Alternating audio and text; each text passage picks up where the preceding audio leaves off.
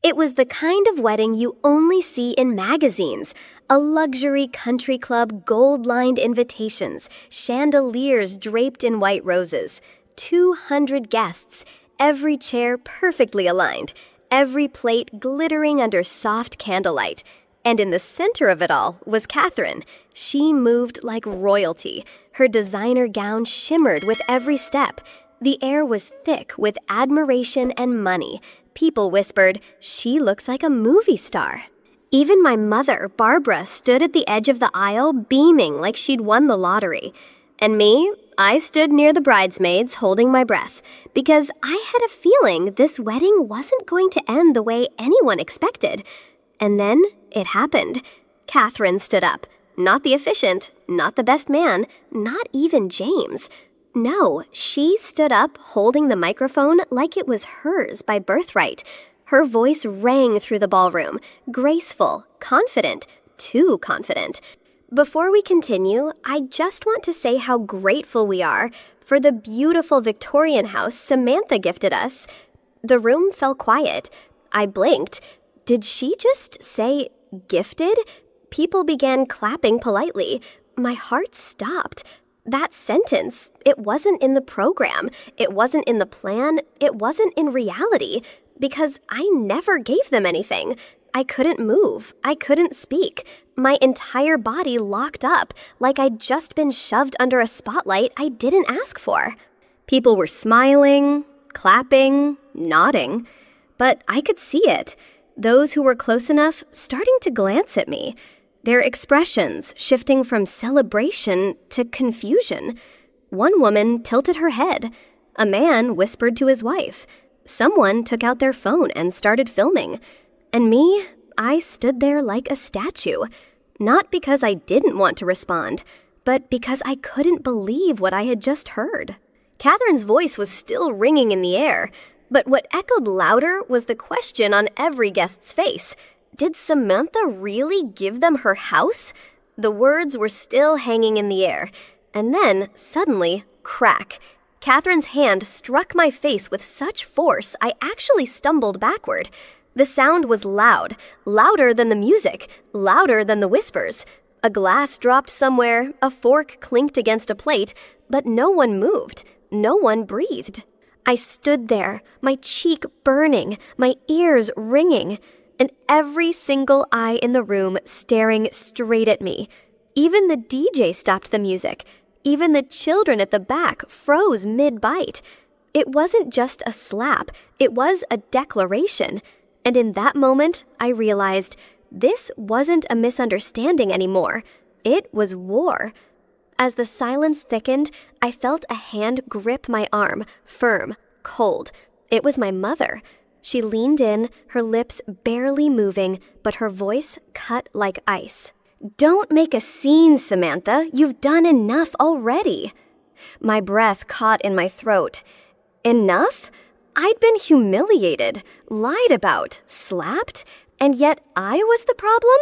I looked into her eyes, searching for comfort, for outrage, for anything that looked like love. But all I saw was shame. Shame that I hadn't played along. Shame that I had disrupted her picture-perfect day. She didn't see me, not as her daughter, not as someone who had just been assaulted. She saw me as a liability. I stood there for one more breath. Just one. Then slowly I reached for my clutch. My heels echoed as I turned toward the ballroom doors. No one stopped me. No one called after me. 200 people watched me leave, some with pity, some with amusement, most with silence. But I held my head high, even though my face burned, even though my chest was tight with shame, because something had shifted. Something inside me had snapped back into place. They thought I'd be quiet. They thought I'd swallow it. They thought this was the end of the scene. But they were wrong. They thought I'd swallow the humiliation quietly. What they didn't know is that they just lit a fire in the wrong woman. Before the wedding, before the slap, before the silence and shame, there was just me and her, Grandma Eleanor. Every Saturday, I'd run up the porch steps of that old Victorian house on Maple Street. The screen door would creak open, and there she'd be, flower on her apron, a smile on her face, arms open wide. "There's my girl," she'd say, like I was the only person in the world that mattered. We'd spend hours in the garden pruning roses she named after women in our family. We'd bake pies with crusts so flaky they melted in your mouth. And at sunset, we'd sit on the porch swing, just the two of us, sometimes in silence, sometimes in laughter. She was more than a grandmother. She was my compass, my calm, my home. To some, it was just an old house, 3 bedrooms, peeling paint, a wraparound porch that moaned when it rained. But to me, it was a beating heart, a living memory. The kitchen still smelled like cinnamon and fresh dough years after Grandma stopped baking. The floorboards creaked in the same spots we used to dance. The hallway still echoed her soft humming when she thought no one was listening. That house held secrets, stories, grief, laughter. It held the last "I love you" I ever heard from her, whispered through dry lips as I held her hand in hospice. So no, it wasn't just a house. It was her, and it was me. James had excuses. He always did. First it was midterms, then baseball practice, then a big project at his internship. He visited Grandma maybe once or twice a year. Long enough to hand her a Christmas gift, but not long enough to notice she was losing weight or hiding pain behind her smile. But me, I was there when her hair started falling out, when her hands trembled while reaching for her teacup. I was the one who cleaned up after her chemo, who learned to read lab reports, who memorized her medication schedule down to the hour. I didn't do it for gratitude. I didn't do it for inheritance. I did it because she loved me, and because I loved her more than anything in the world. The day the will was read was quiet, too quiet. We sat in the lawyer's office, me, James, Mom, and Dad. No one spoke. The only sound was the soft flipping of pages, and then the sentence that changed everything. To my granddaughter, Samantha Wilson, I leave the house on Maple Street, along with my personal belongings and savings. Silence. My heart didn't race. It didn't swell with joy. It simply ached, because she was really gone. And this house was her final gift to me. James didn't say anything, but his jaw tightened. His eyes went cold. My mother, on the other hand, snapped. "The whole house! That should go to both of you!" My father placed a hand on her wrist, his voice low. "Barbara, it was Eleanor's decision. She knew what she was doing." But in that room, I could already feel the shift, the unspoken resentment, the quiet war. I remember the silence after the will, but it wasn't peaceful. It was tight, like the air itself was holding its breath. My father exhaled slowly. He nodded almost to himself, like he understood, like deep down he agreed. My mother, though, she couldn't contain it. "This is wrong. Samantha already had everything with Eleanor, and now she gets the house too?" Her voice was sharp, almost trembling with rage. "James is the man of the family. This should have been his." And James, he said nothing. No congratulations, no "I understand." Just sat there, arms crossed, eyes locked on the floor, frozen. In that moment, I felt it. Not joy, not pride, just isolation. I hadn't won anything. I had simply been chosen. I didn't inherit the house. I was chosen because I was the only one who never walked away from her. She walked in like she already owned the place, like she had nothing to prove because the world had always handed her everything. Catherine Parker, 32, flawless makeup, a $1,000 handbag, a laugh so polished it sounded like crystal. The first time I met her was at Sunday dinner. She kissed my mother on the cheek, complimented the roast, and within 5 minutes, my mom was hanging on her every word. She was beautiful, yes, but it wasn't just her looks.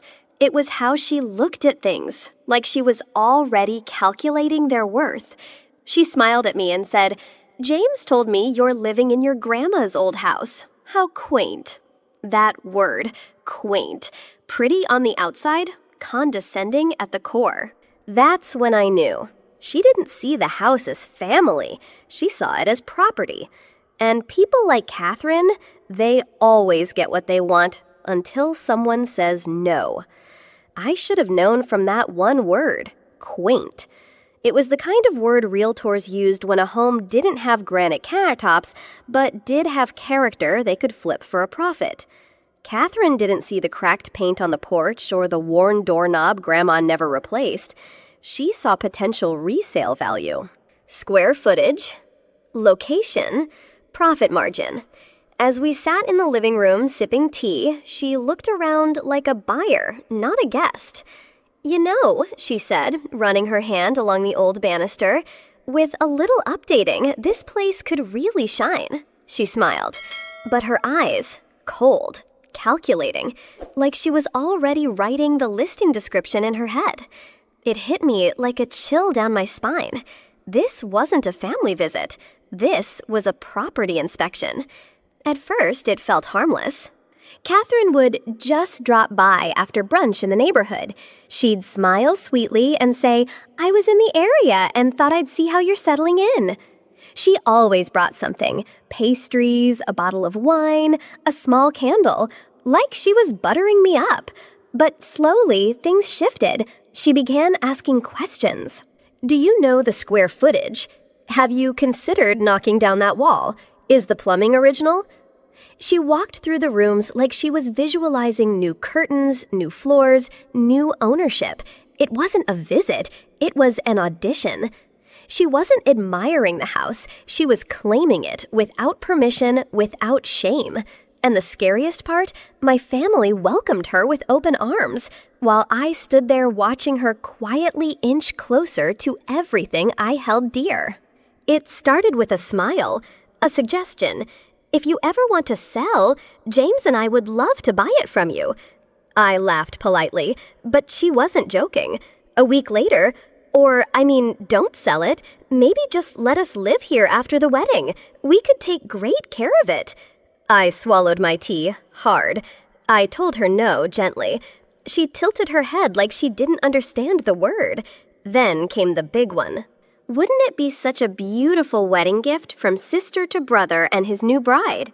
She even said it while holding my hand. That's when I realized she wasn't just hoping, she was planning. And then she stopped asking altogether. Suddenly, she was speaking as if it were already done. When we redecorate, when we move in, when the house is ours. No questions, no ifs, just when. It wasn't just Catherine I had to deal with, it was my own mother handing her the keys. When I told her Catherine kept dropping hints about the house, Mom just sighed. "You're being dramatic, Sam. She's just enthusiastic." Enthusiastic? About my home, my memories, my grief? One day I walked in and found Catherine already inside, laughing with my mom, holding one of Grandma's antique cups like it was hers. I looked at Mom. She just smiled. She let herself in. I told her where the spare key was. "You were at work anyway." Like that made it okay? Like this wasn't still my house. Catherine didn't need to force her way in. She didn't need to manipulate locks. She had something better. She had my mother. I kept waiting for James to say something, anything, to pull Catherine aside, to say, "That's not true," or "We didn't mean it like that." But he didn't. He just stood there, smiling, nodding, while Catherine spoke. "We're so grateful for this beautiful house Samantha gifted us." Gifted? I turned to James.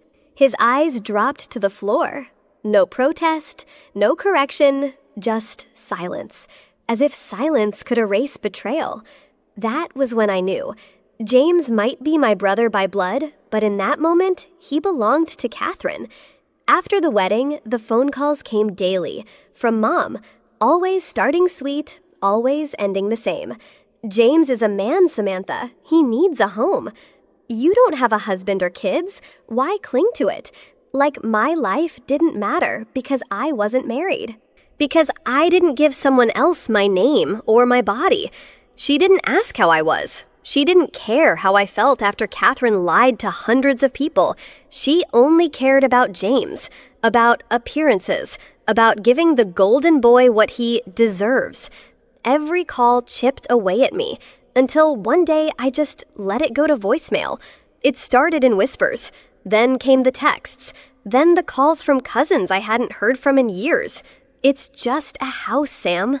Why are you being so selfish? Your mom is disappointed. Grandma would have wanted the family together. Funny, none of them were there when I stayed up all night to help Grandma with her chemo. None of them scrubbed the floors or held her hand when she cried.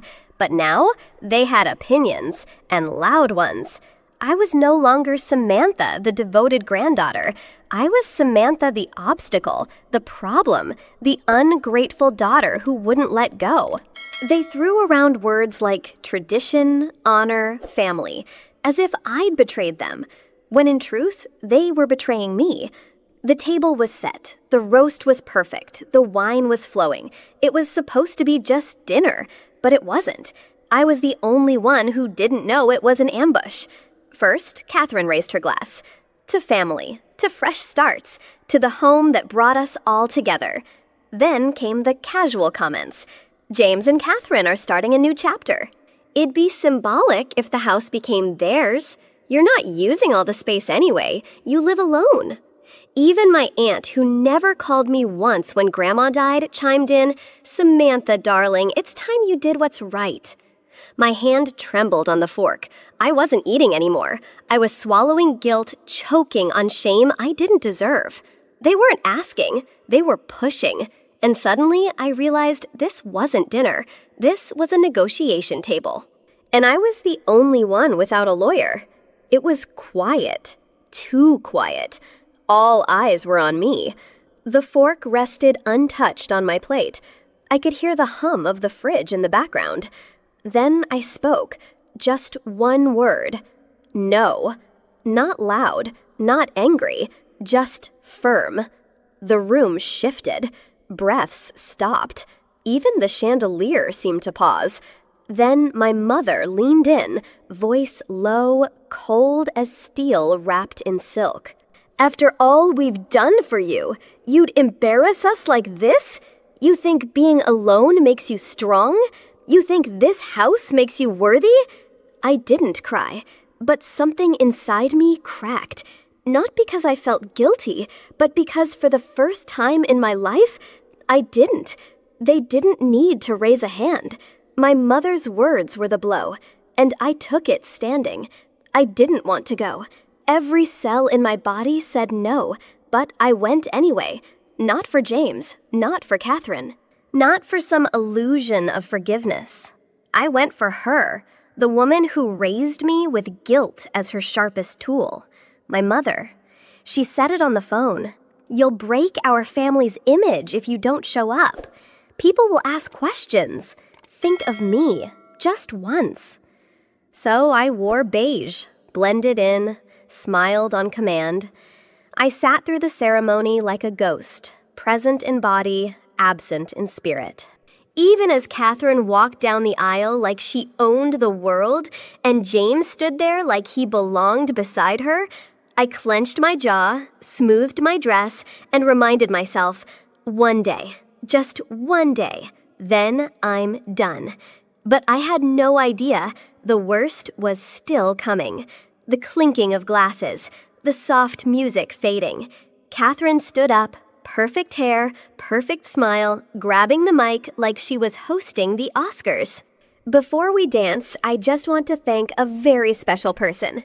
The crowd leaned in. She turned toward me. Samantha, we know things haven't always been easy, but today she gave us the most incredible wedding gift. I froze. She gave us her grandmother's home, the home where James grew up. The room erupted in gasps and claps. My ears rang. My heart dropped. She had said it, out loud, in front of everyone. A lie so big, so bold, it rewrote history in real time. I felt like I was drowning in a sea of smiles that didn't know the truth. The room froze. Time paused. Every head turned to me. The DJ lowered the volume. Cameras shifted. Phones went up. Even the photographer angled his lens toward my face as if this was the moment he'd been waiting for. Catherine beamed. James looked confused. My mother gave me a subtle nod as if to say, "Just go along. Don't embarrass us." It would have been easy to fake a smile, to nod, to be the good daughter. But something inside me screamed louder than their expectations. I stood, cleared my throat, and said, "I didn't give anyone that house." I felt the heat rise up my neck. My palms were trembling, but my voice was steady. I took a breath, one step forward, and said, loud enough for every guest to hear, "That house was left to me by my grandmother. She gave it to me because I was the one who stayed, not James, not anyone else." The room fell into stunned silence. I locked eyes with Catherine. I never agreed to give it away. Not to you, not to anyone. And I won't let my name be used to decorate your fairy tale. Gasps, murmurs, phones still recording, faces frozen. Catherine didn't smile now, not even a twitch. She looked like someone caught mid-theft, still holding the stolen item. The moment the last word left my mouth, Catherine stepped forward, heels clicking like warning shots. "You ungrateful little slap!" My head turned. My cheek stung. Gasps echoed through the room. Someone dropped a fork. A child whimpered. Phones caught it all. But the pain wasn't the slap. It was what came next. My mother stood up. No shock, no defense, just a cold whisper in my ear, "You've done enough. Go home, now." I looked at her, the woman who gave me life but never gave me protection, and I realized she didn't want peace. She wanted silence. I didn't cry. I didn't scream. I just walked. 200 people watched as I picked up my clutch, adjusted my dress, and walked out of the ballroom. Not a single person stopped me. Not James, not my mother, not even the friends who once called me family. The chandeliers shimmered above. The string quartet played on. And I realized I wasn't leaving the party. I was leaving the prison they had built for me, with expectations, guilt, and silence.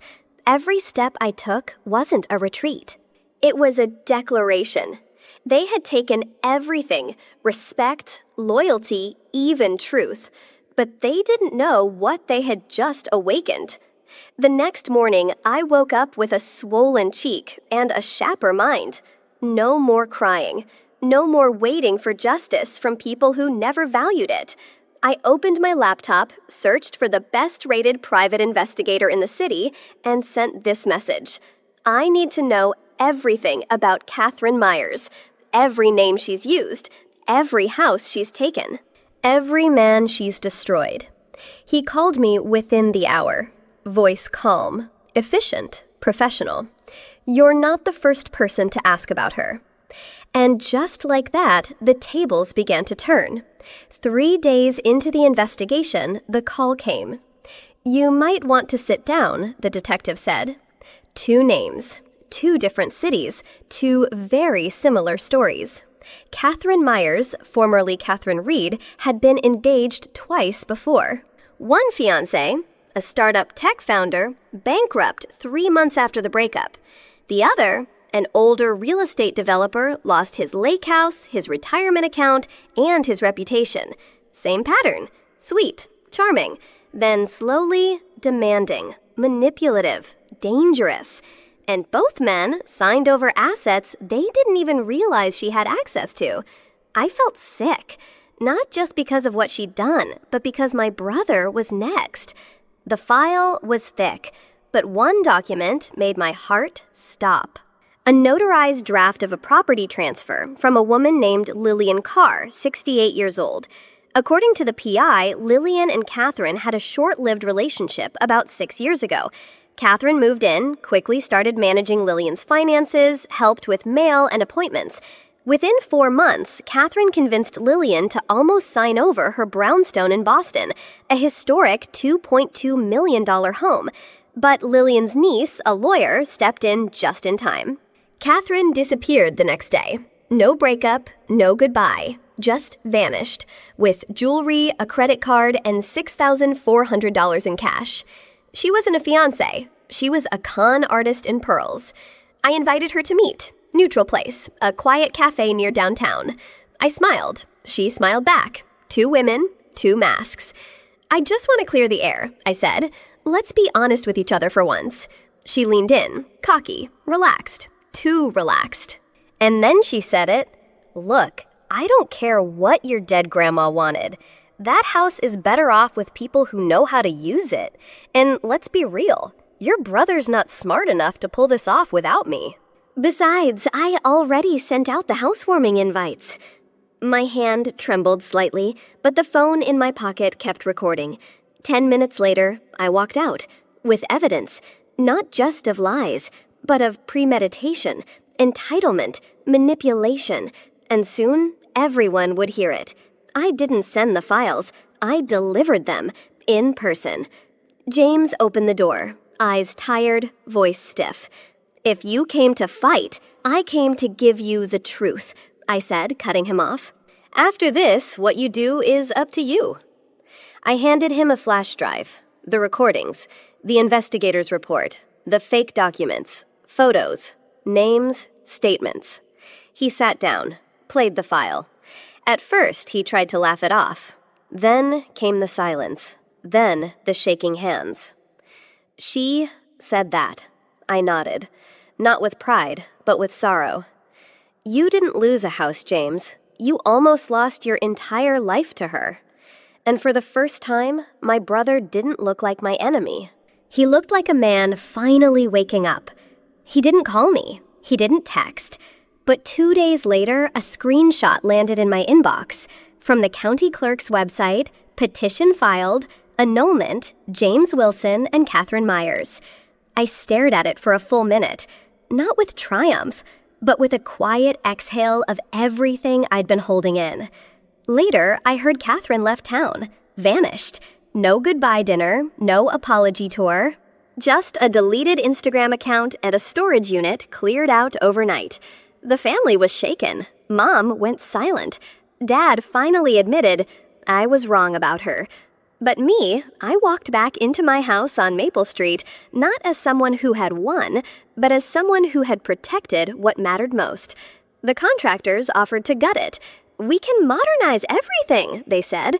Tear out the tile, open up the space. I shook my head. Leave the tile. The soft blue and cream ceramics, faded by years of cooking warmth and stories, those weren't just decor. They were hers. I painted the cabinets, changed the sink, added new lights.